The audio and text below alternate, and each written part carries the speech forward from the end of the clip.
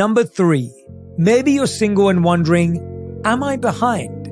If you've ever felt that way, this next guest is for you. Laurie Gottlieb is a psychotherapist, author of Maybe You Should Talk to Someone, and a relationship expert who's here to remind us why being single at 28 or any age is not a bad thing. You are exactly where you need to be if you are doing the work.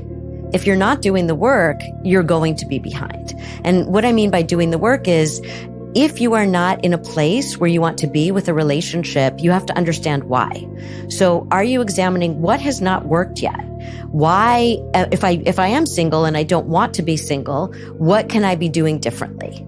And so I think that's the important work. So you're not behind at all. In fact, you're probably ahead of people who are in relationships who have not done the work and maybe aren't in the right relationship or are in a relationship that's not going to last or isn't going well. Why is it that we struggle to actually do the work? What does that look like?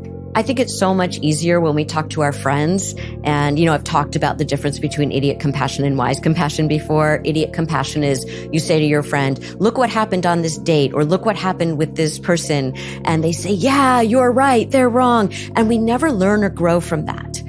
Right? Because yes, there might be something that the other person did, but also what was your role in that interaction? A relationship is all about relating.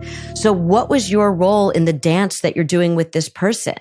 And what you get in therapy is you get wise compassion, where we hold up a mirror to you and we help you to see something about what your role is, maybe something you haven't been willing or able to see, but that's so important so you don't repeat these situations where you're in this pattern and then you wonder, why do I keep ending up with a person who doesn't listen to me, or a person where I don't feel seen, or where I can't be myself, or where we have a lot of volatility, or where this person's really avoidant? Why am I always with people who avoid? Or what makes me avoid? And I don't talk to the person about what I want or what I need.